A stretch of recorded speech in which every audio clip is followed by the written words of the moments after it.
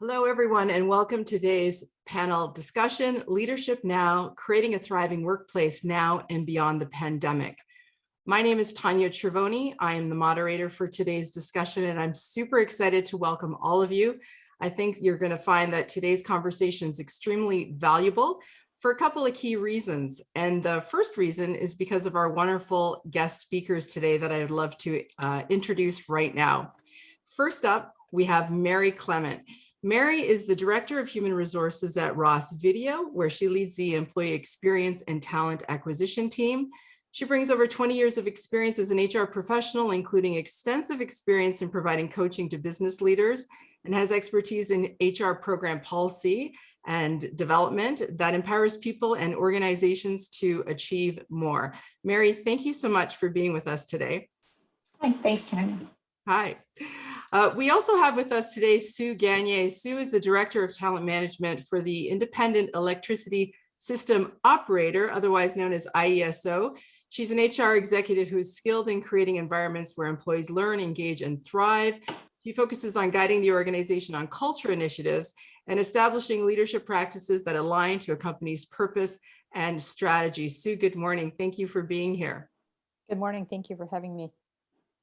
Now, the other reason why I think that this conversation is going to be so valuable has to do with all of you on the line. We have an opportunity today to leverage the platform we're on, and specifically the chat panel, to come together as a community and to share. So I'd like to invite all of you. I can see that you've already started to introduce yourself in the chat panel. That's great. Continue to do so. But as we talk about different topics and challenges that we're facing, I would encourage you to share. Share your thoughts, share what you're doing in your organization, the things that are helping during this time. Let's come together as a community and maximize our time together.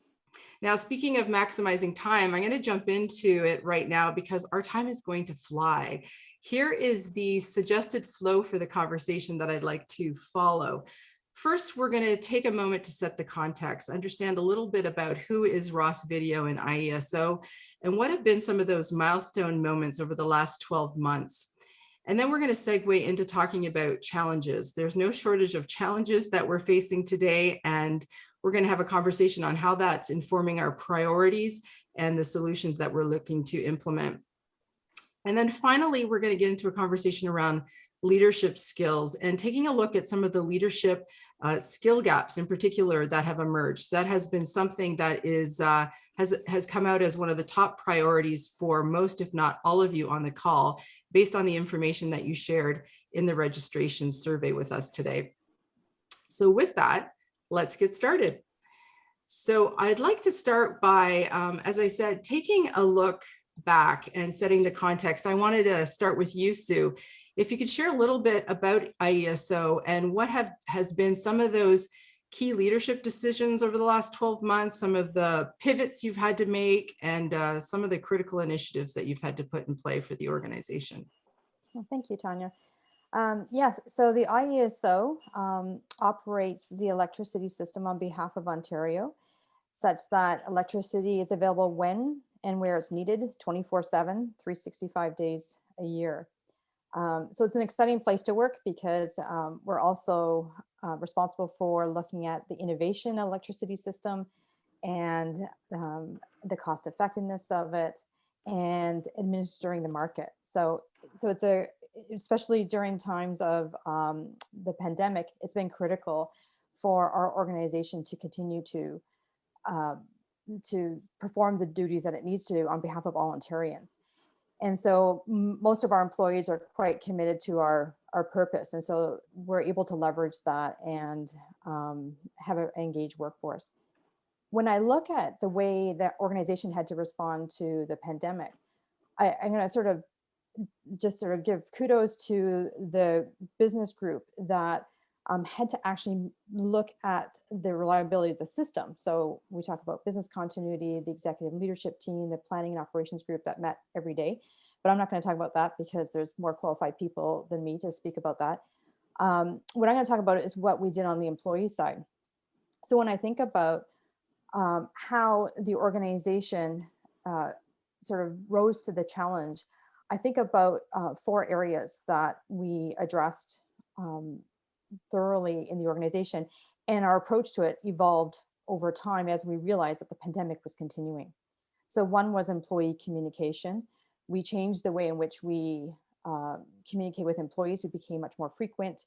We used a variety of methodologies. The communications group did videos, town halls, a number of photo campaigns to disseminate information, but also to get employees to feed in information of how they were doing. The second area that we targeted was to try and transition our people practices to a digital format. So all of our learning programs and our onboarding became digital. The other thing that we did was that we actually, in order to sort of see how our employees were doing, expanded our employee feedback program. So we had multiple touch points with employees over the last 13 months and on different topic areas. And then what we tried to do was use that input to make decisions that would then benefit the employee experience. And then the last thing, I think, kudos to our IT group, is that they actually had to evolve their approach to providing us with collaborative tools so that we could continue to reach out to employees and that leaders could continue to engage employees in the culture, in the team environment. Otherwise, if we didn't have those tools, it would have made the last 13 months extremely difficult.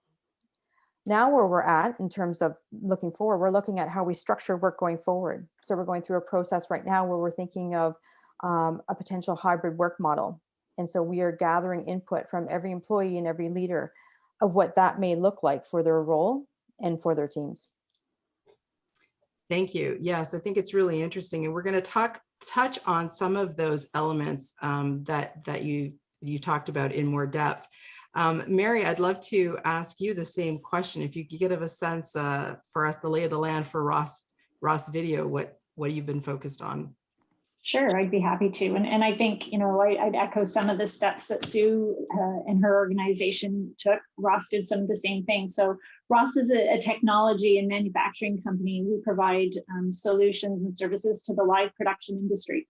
So COVID came and live production, some of it had to stop, some of it was essential, right? Broadcast, news broadcasts, that sort of thing. So we had to pivot quickly and mobilize our workforce, which is a global workforce. At the time, we were about 850 or so people around the globe. And so, similar to Sue's organization, needing to do that pivot on how do you get all these people who are used to going into an office to working from home. We only had essential workers in. Obviously, we had to continue we wanted to continue our manufacturing production operations, but then we also had essential employees who had to be in because they have to touch equipment to be able to do their job, and it wasn't practical to give everybody some of that equipment to take home. So, setting up the majority of the workforce globally to be able to work from home, providing the tools, as Sue mentioned, like kudos to the IT teams out there who figured out how to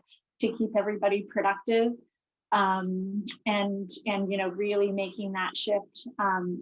Just to build off some of the things, again, similar to some of the stuff Sue's organizations did, is sending everybody home, making sure they had the tools to be able to work effectively in order to keep our manufacturing employees safe, because we were continuing production. We actually split that workforce into two, and rather than having a 5-day-a-week, 8 to 10 hour schedule, we split into two distinct crews for our manufacturing direct labor folks, production folks who had to be in the building. So we moved to two crews that work 3 days a week, 12-hour shifts each. Big change for them. Again, kudos to them, right? That's a 12-hour day is a lot. It's a long day. But by having the two crews split, it was safer for our staff because less people in the building at one time made it, able to do social distancing and really make sure that everybody on site was safe. As well, if we got a COVID case that impacted one crew, we wouldn't necessarily have to shut down all of our operations. We might just have to limit it to one crew. So we were protecting the business and our ability to keep working at the same time. So that was one of the pivotal decisions that we made very quickly early on, a year ago. I think it's been over a year. I know, it's hard to believe. The other really pivotal thing our leadership team did quickly is at the end of March last year, we decided, because we weren't sure how the pandemic would affect our business and our profitability and sustainability of the organization, we asked employees to go to a reduced work schedule and a reduced pay schedule. David Ross, our CEO, he referred to it as the Ross lifeboat. We wanted to keep as many people in the lifeboat for as long as we could, while we sort of could see how the pandemic was going to have an impact to our business results. So, and all of our employees agreed to it. So, the end of March, we went down to, in most cases, an 80% schedule. Every employee around the globe signed on to that. We were in that mode for 9 weeks. At that mark, we were able to see, that we were actually doing quite well. And actually, as a thank you, we were able to provide all of our employees a bonus to thank them for, their willingness to get on board and help, be in the Ross lifeboat with us. And that was really an awesome thing that one, that people were willing to do it, and two, that we were able to then turn around and thank them for doing that. So those were some of the kind of the key things, in addition to some of the other stuff organizations did, that I think really helped us, get through the last year. Yeah, just a few things. I mean, nothing complicated or anything. I love the analogy of the lifeboat. I think that really speaks volumes about the culture of the organization. And that is one of the things that came through in some of the questions that people asked, in terms of, how do you maintain culture during this time of constant change. So I love that you shared that. For those of you just listening, I would again invite you, if you're resonating with this conversation, if you can relate to some of what Sue and Mary has said already, please feel free to comment in the chat panel, but do select from the drop down menu all panelists and attendees, so that we can all see what you're commenting, and not just the panelists. I'm curious, I know both of you have had different things in play in terms of employee surveys and pulse checks. I'm curious now, after all the change that you've been through, what's your sense of where employees are at, how they're adapting, and what work preferences are starting to emerge? I know I came across some survey data just recently that indicated, in this particular survey, almost 3/4 of employees indicated that they wanted to continue to work remotely to some degree in the post-pandemic environment. Although, interestingly, almost half of them admitted they felt more prone to burnout, given the fact that when working from home, we're kind of have this pressure to be constantly on. So I'd be curious to know, what's your pulse on where employees are at? And I'll start with you, Mary, if you wanted to comment on that. Yeah, well, so thanks, Tania. It's true. Early on, there were groups who said, hey, this is great. We're more productive than ever being remote. And, we'd actually like to stay like this post-pandemic. And I don't think that's surprising. I think there's organizations like ours who've, once you got into the groove, you figured out different ways to work. People got very creative. I mean, we had groups who had to, who usually go onto a client site to demo our equipment or install our equipment, figuring out how to do that remotely. And so we've changed the way we do work. So I don't think we'll ever go back to that. I think there's an appetite for, similar to what Sue was mentioning earlier, a bit of a hybrid model. Although it's interesting, I find, my observations just in the last few weeks, we're in Ontario based, we're in Ottawa.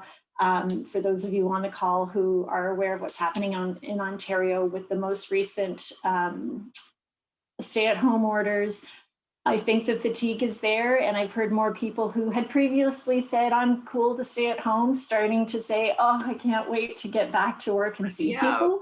So I think that's just shifting a bit, that it could be just sort of a symptom of where we are in Ontario right now, and just the fatigue. But I do think a hybrid model is where we'll end up going. And, I think the new normal, I don't think there's going to be a return to before. I think it will be the new normal of some hybrid where some groups can be really successful, more remote than not. Other groups, again, because of the nature of what they do, will need to be on site, but they'll be somewhere in between there. But I do think the appetite right now is maybe swinging a little bit more to, I just want to get back and see people and feel like normal. So it'll be interesting in the coming weeks to see how that continues to play out.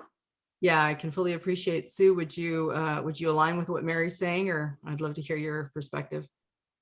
Yes, I think that, Mary is correct in terms of when we first started working from home, I think people thought, because it was fresh and it was new, now people are saying, I really would like to get back to some element of where I can collaborate with my colleagues and not have to schedule a meeting and book a Teams meeting and that sort of thing. I do think, though, because now we're doing this exercise where we're engaging employees in the discussion of what is the future of work. I think the challenge that we're having right now is that we're trying to think about the future of work in a time of uncertainty. So as Mary was talking about, I totally agree. I don't think we're going to go back to where we were before, because the circumstances are now different and we've had a different experience over the last 13 months than we'd had previously. So, and whenever you have a sort of a transitional experience, it seems awkward to go back to the way things were before, because it seems as if you're going backwards versus forwards. So I do think that most organizations are going to take a look at the hybrid work model. And I think this is going to be one of those times where we're going to have to experience it and learn from it in order to get it right eventually. And so, and that sometimes is uncomfortable for employees, because there's been so much uncertainty for the last 13 months to again say, okay, we're going to try something out and we're uncertain as to the way it's going to look finally. Again, I think there is some element of employees want a little bit of certainty in their lives. And I agree with what Mary's saying is that what the way we're structuring it is saying what activities, when performed at home, you feel you could be more effective and efficient, and what activities, when you do you believe you can perform more effectively and efficient in the office. So let's construct it so that you get the benefits of both your remote location and your office location. Yeah, that makes total sense. And I'm seeing in the chat panel, thank you to all of you who are participating. A lot of people are resonating, saying absolutely a hybrid model, agreeing that there is some uncertainty, especially like we said in Ontario here with kids being out of school and trying to figure out. But I think there is a consistent theme that we've seen that working from home can work, and we've seen a boost in productivity, but you've both kind of alluded to the cost to collaboration. I think, when we made the switch to remote, we kind of just had to transpose how we've been working into a virtual environment without being able to necessarily craft it intentionally in a way to figure out what does that work need to look like. So I think that's a perfect segue into our next section, which is really about the challenges that we're facing, collaboration being definitely one of them. I'd like to take the opportunity to share what the folks on the line shared with us when they registered for this session today. They were given a choice of a series of 10 different challenges or potential priority areas. And this is how they netted out in terms of rank order of most important or greatest areas of focus. We can see here that the topic of wellness and burnout took first place, followed closely by leadership skills. Of course, not terribly surprising. And in fact, if you look at some of the other items on here, like number 6, managing performance virtually, and a few others, they're directly linked to leadership. So leadership could probably overtake the first spot here. And then third place coming to enhancing the remote employee experience. I'd like to start with you, Mary, and just ask, any surprises when you look at this list, and how does it align or not align with the areas you've been focused on at Ross Video? Yeah, thanks, Tania. Those are not surprising at all. And I think we would echo, if I had filled out that survey, I probably would have echoed that top 3. I mean, wellness, burnout, we know that the fatigue is there. Again, kudos to people, the resilience they've shown, but it's been a lot, right? So, we have been trying to address those sort of things through, coincidentally, right at the beginning of the pandemic, we actually had launched an employee experience monitor. So it's a net promoter score, one question, same question every 4 weeks to employees. And, we launched that in March last year. And so it's been a really helpful tool for us to be able to continue to have a pulse on how people are feeling. Most of the feedback has been they really appreciate the way the company's responded. But comments in there too that they're burning out, having a hard time separating that work and life when work is in your home. And so we have been trying to address some of the wellness issues. We've done, tried to do virtual activities that everybody across the globe, send us your home office picture, show us your pet, those sort of things in the early days, just to sort of keep morale up. Since then, we've added in, mental health webinars that are available to people. We're offering yoga a couple times a week, virtual yoga that quite a few people have been participating in and appreciate. So all those things. And then recently, I mentioned, in our early days, we went to a reduced work schedule. When we were able to put everybody back to full-time hours, we actually had a number of people who opted to stay at reduced schedule throughout last summer. Well, with the recent situation in Ontario, we had quite a few people putting their hand up again. So we said, sure, if anybody would like to go back onto a reduced schedule voluntarily from now till the end of the summer, when we see how things continue to play out in Ontario and globally, they were welcome to do so. So we've had a number of employees take that up as well. So you're just trying to support them in whatever ways we can. From a leadership skills perspective, we have a great leadership roadmap program that we run in partnership with CMC, and we had to quickly work with our team at CMC to take some of the courses that were intended to be on site and turn them into virtual courses so that we can continue to provide that support specifically to leaders in their development, because it's more needed more now than ever. When facing this new dynamic of having most of your people remote from you. So these priorities don't surprise me at all, and they're the same ones that we've been facing and been trying to maneuver throughout the last year as well. Yeah, absolutely. And now hang on to the thought about the leadership development piece, because we're going to go there in a moment. But I think what you said before really accentuates a theme that organizations are dealing with right now. Not really dealing with, but exemplifying, and that is flexibility, really being able to have more flexibility to meet employees where they're at. So I thought that's a great example in terms of extending that opportunity for folks to continue to work reduced hours, is that if that's going to help mitigate the burnout factor. So in terms of burnout and wellness, just before I ask Sue to chime in to add anything to that, those of you on the line, I would welcome anything, any ideas, any things that you're doing within your organization that is helping to mitigate that situation. So Sue, I don't know if you want to add to the wellness piece or comment on one of the other items that came up in this priority list. I think many of these elements are linked. So when we think about enhancing the remote employee experience, I think that is linked to the wellness and burnout prevention.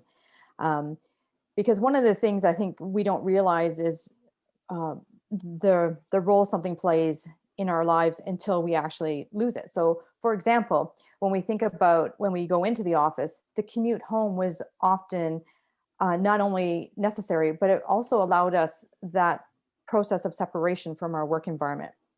And I think Mary mentioned it, where now when people are working from home, they're like, for me, I'm thinking about my computer monitor is always up. And so it's like you can see it whenever you're doing something else. And so you feel like you're at the office, and when you're not doing work, you feel that you need to. And so I think that whole thing of how do we create separation, even if we're in a work from home situation, would help the employee experience, and it would also help the wellness and burnout. I admire what Mary was talking about in terms of the Net Promoter Score, and I'm sorry, Mary, I forgot exactly what you called it, the initiative that you called it, but I thought that was really quite interesting what Ross Video did. I would say a couple of things that IESO did to help with this is very early on in the pandemic, in April of 2020, we sent out an employee survey that said, what are your biggest concerns, and what are some of the things that we're doing that help with those concerns, and what are some of the things that we could be doing. And so we have added to our wellness program over the last 13 months in terms of communications and resources. And one of the things that we've added was LifeSpeak, which is a digital platform that employees and their families and even their friends can use. They can actually share information, and basically it provides videos, it provides research, guidance on how to do certain things, like if you're having trouble sleeping or if you are experiencing stress and burnout, it has resources there that can help you. We also brought in CAMH, which is, I'm just looking at my notes, the Center for Addiction and Mental Health, which is located in Toronto. So our offices are in the Toronto, Mississauga area. And we offered a mental wellness program to all employees. And then we offered a subsequent program to leaders on how to promote mental wellness and how to engage in respectful and appropriate conversations with employees around wellness. And that went over really well. People felt that it was allowed them to show empathy and understand how to have those conversations, again, in an appropriate manner. I'd say a couple other things that we did that have been helpful as well is we had a management meeting where we talked about the ongoing impacts of COVID. And out of it, we came out of, okay, what are some small things that we can do? And so I think some of our leaders have started like challenges. So the lunch run challenge, and we had a member of our group did an ab challenge, and I think there was only one person who actually completed the ab challenge, but it doesn't matter. It brought the intention was good. And then little things like, for example, we've started to delay our emails. So people felt stressed when they're getting emails at night and on the weekend. So we started to delay emails, so they're getting emails during work hours. And we also, my VP, right before the long weekend in April, sent out an email saying, I really hope that everyone disconnects and that you don't go online. So I think it's those things of encouraging those wellness behaviors and seeing that that's expected versus expecting that people always be available for work. Yeah, those are some really great strategies. And I'm seeing comments in the chat panel there. Someone else also used LifeSpeak, found it to be a great resource. There's comments about really providing more communication. And I think it's not just more communication. Obviously, it's a different kind of communication. We've never sort of, I think, brought so much humanity to the conversation, so much transparency and vulnerability, which I think is also a good segue into a conversation about leadership, because leadership has certainly been tested, and a different sort of style of leadership has been required during this time, which also has flagged some leadership gaps, both on the technical side of being able to do all of this virtual, but even in terms of how to create those employee connections in ways that are quite challenging right now remotely. So I'm going to just segue our conversation to leadership development and start by saying one of the reasons that both of your organizations and both of you were invited to the conversation, there were many reasons, but one of the reasons was because during this time, both Ross Video and IESO have maintained a strong commitment to leadership development initiatives.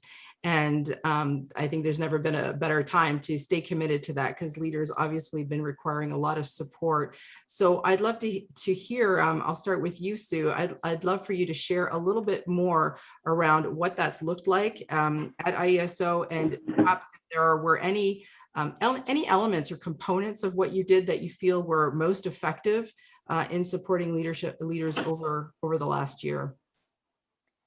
Yeah, I guess, timing is everything for us. We had started the year in 2020 saying that we wanted to refresh our talent management practices.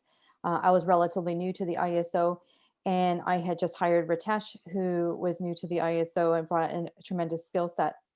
And so the first thing we did was the strategy had been revamped in 2019.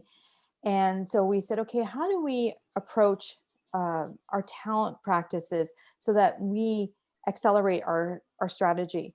And so the first thing we did was we said, okay, what do we want to do in terms of the competency model?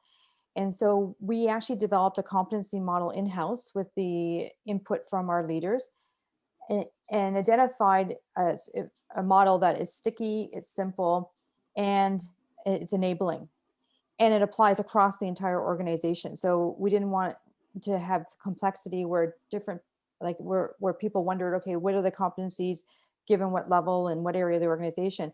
We said, okay, the core competencies of the organization are going to be consistent, even though they may be demonstrated differently depending upon the role that you have. And so once we did that, we said, okay, well then how do we set people up for success in demonstrating that competency? So we partnered with CMC, and we developed an employee curriculum that is linked directly to our competency model. And we also developed a leadership development approach for our frontline leaders that is a multi-method approach. And so the way it starts is that we have the competencies selected, and they're linked to courses that are offered by Harvard Managed Mentor, which is again a digital online platform. And that platform offers sort of crisp and simple learning modules that cater to all different learning styles. And so people take these online learning modules, and then they are asked to practice. About a few weeks after they practice them, they are invited to, or they actually register for them, Leadership Cafe. And these leadership cafes were co-designed by IESO and CMC. And they're facilitated by one person from CMC and two directors from the IESO.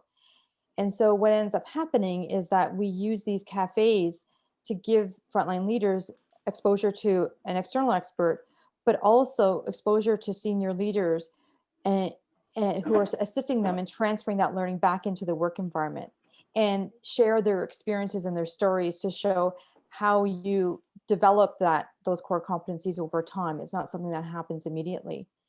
And then following the cafe, we have virtual communities using Teams that then they support each other in the continual development of that competency. And so I think that our approach, even though it probably changed as a result of the COVID experience, I actually think it probably is even better than what it would have been had we been in person, because we thought about the different ways that people learn, the different ways we can support learning, both through sort of access to an online program that's robust, access to external experts at the CMC, and access to senior leaders within the IESO. I think it's fantastic. And I was not surprised when I heard that those sessions were quite popular, in fact, getting sold out, because, you know, to be able to, as you say, access an expert, but then also talk to in-house leaders once you're outside of the official event of learning in the moment during the year that we've had, I would imagine that would be extremely beneficial to leaders. So I love that. Mary, I know at Ross Video, you guys did something similar in terms of having a roadmap. You didn't have learning cafes, but I know you had coaching circles. I wonder if you could share a little bit about how you approached it at Ross. Yeah, well, and I love what you were describing, Sue, of the leadership cafes. Kind of, I think Jamie and Luke are probably on the call, so we might be reaching out to get more info about that. But yeah, similarly, I think similar is within our leadership roadmap, which I mentioned. Many of the courses were already virtual offerings, but some of them were intended to be in person. We transitioned those into virtual learnings, and throughout the roadmap, after leaders go through the various levels of our roadmap together as a cohort. So the same group of individuals would take a cluster of courses together, and after every couple of courses, the CMC facilitator, they come together and they have a coaching circle. And it's just the opportunity to talk about, have you tried some of the things that you were discussing in the courses? How did it work? What didn't work? And what's been really nice is that's brought leaders from the cohorts are purposely designed so that we have leaders from across the organization, different business units, and people that you might not necessarily interact with on a day-to-day basis, but those people come together as a cross section. And I know, I've heard both through the coaching circles, those folks, have great conversations and provide support to each other. I've also heard a lot of times those groups start sort of a separate chat outside of the official coaching circles and stay connected and provide each other that input and support. So, that's been a really lovely offshoot of the program, pandemic aside, but I think it has, I believe it's led those people to rely on each other even more than they maybe had in the past. So, I think it sounds like a little bit like those cafes, but with a slightly different to bend to them. What was interesting when we moved to virtual is some leaders had never really had the opportunity to do virtual learning before. So even that we learned was a bit of an adjustment on getting people comfortable with the technology of using the polls or the breakout chat rooms and things like that they had never experienced before. So that was something that, with our partnership with CMC, we were able to overcome, but it was a bit of an eye opener. It's not necessarily something we expected, but, we're able to pivot and make it more comfortable for those people moving forward. So Sure. It's been interesting. Yeah, interesting is a good word. Yeah, there's so many things that we've learned we can't take for granted. And speaking of one of them, I love the comment from Chris in the chat panel. He's talking about from a leadership perspective, it's the ability for leaders to identify when a virtual employee is going through a hard time. They don't necessarily know what to look for and how to further probe. So there are a lot of things that we're, having to do for the first time, whether it's technology or figuring out just the human connection interaction piece, which is going to throw us into, gosh, the time is running quickly here. I'm going to move forward into talking about skill gaps. So what are the areas where leaders are struggling? The question that we asked all of you on the line is, where do your leaders need most help? And this is what you had to share with us.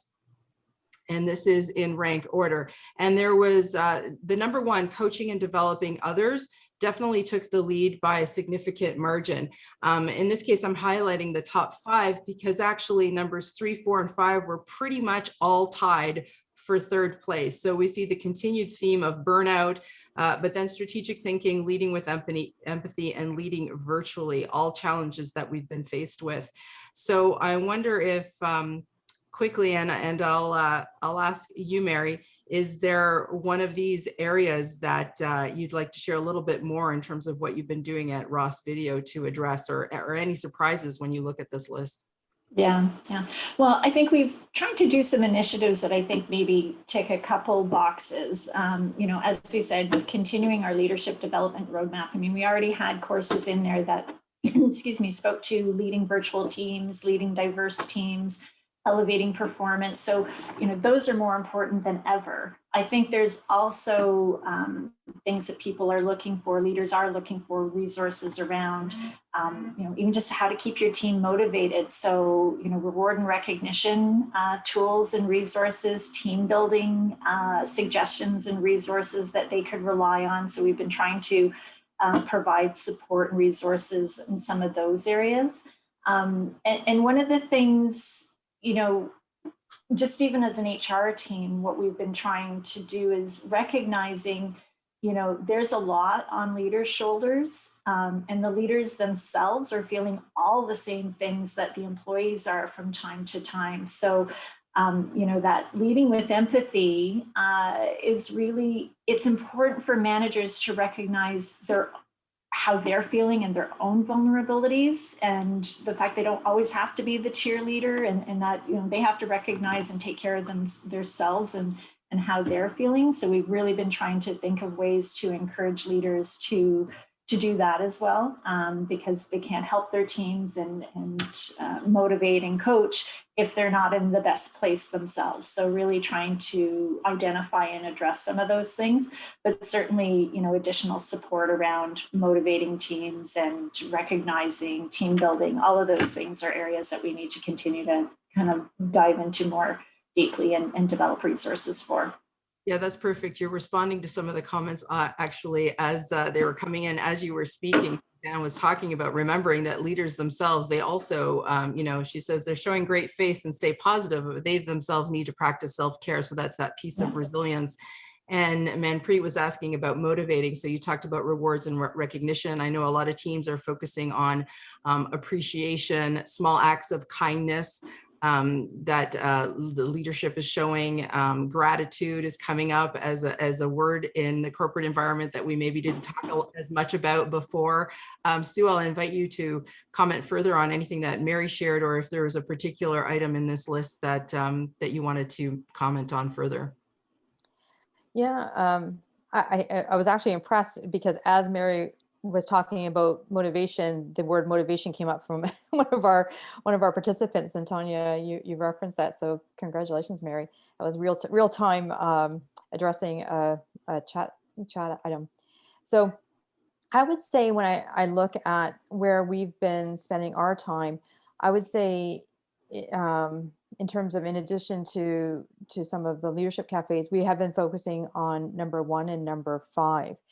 And that has been informed through the employee feedback that we've been receiving. So we receive very positive feedback from employees around how the IESO was managing through the COVID experience. At the same time, employees felt they wanted to receive more investment in coaching them in terms of feedback and also in terms of their career and their development.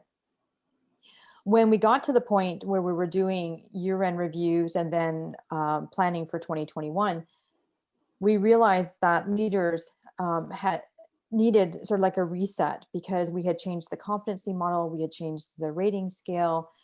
We were asking them to draw closer connections between employees and the business strategy. And so what we did was that we actually offered sessions at the beginning of the year in real time when they would need it. So when at the time of performance reviews, we actually offered one webinar that was specific to process. So here's all the things, these are all the things that we've changed, and these are all the things you need to consider around the process. And then we partnered with CMC to say, and now we're going to skill build for you on how to work this process virtually, because that was a question that leaders had on their mind, is how does this work virtually? Do I do the same things? Do I do different things? Or how do I do this effectively? And so we did a session talking about skill building around how to deliver performance feedback virtually. And then again, when we were establishing 2021 objectives and talking about development with employees, we did the process webinar internally, and then we partnered with CMC again to say how you skill build and deliver that virtually with employees and show appreciation and investment and recognition for what they've already been able to accomplish. I think that the way that Mary was talking about that around creating space for managers, something we recently did in the last couple of weeks because we were working on employee engagement around the hybrid work model, we created office hours for managers to come in, express what they're learning, what they're experiencing, express any frustrations they wish. And so I think there's been a few times in the recent sort of, like, I'd say 2 to 3 months, where we've actually created space for people to talk about how they're doing and not just talk about what they need to do. And, here's what the business issue is, and here's what we need to discuss from a business perspective, to actually create some space for more kind of vulnerable conversations. And I think it's been really good for people to express how they're doing and to hear from their colleagues around potential solutions, but also just to share experiences, so that people know that what they're feeling is probably what is appropriate, and given everything that's going on right now in their world. Yeah, that ability to feel that you're or to be able to feel that you're not alone, that you're being supported, that you have a place to have that voice, and then, as evidenced by both of your organizations, to have an organization that's being responsive. I think that just encourages employees to release the stigma of being afraid to come forward, to ask for help. And I think that really goes a long way to keeping people motivated, engaged, to the question that was in the chat panel. Absolutely. Well, our time is actually flying. I have a question for our audience, and my question is, we've only scratched the surface of this dialogue. So what would you like to see from CMC? What could we provide to you in terms of topics for a future event and other resources? We'd love to hear from you now. And I wanted to just take a moment here to thank everyone for their active participation. I would love to thank both you, Sue and Mary. You know, the things that you've been able to share today, I think are quite valuable. Give us a sense of some of the proactive initiatives that we can do to help be responsive to the needs. We at CMC are certainly continued to be committed to supporting everyone in our CMC community. So for those of you who were invited today by one of these fine folks from the CMC team, you will receive a follow-up to hear about other ways that we can support you. Certainly feel free to check out our website where we have additional resources and where we will be posting information about future events. Thank you for being with us today. Our time has flown by. There's so much more we want to share. So we'll be able to follow up with some of you who have outstanding questions on this, and we will take a look at the chat panel. So thanks again. And I want to wish everyone here a wonderful rest of day. And we do look forward to having you join us on a future event. Thank you and take care. Thank you. Thanks.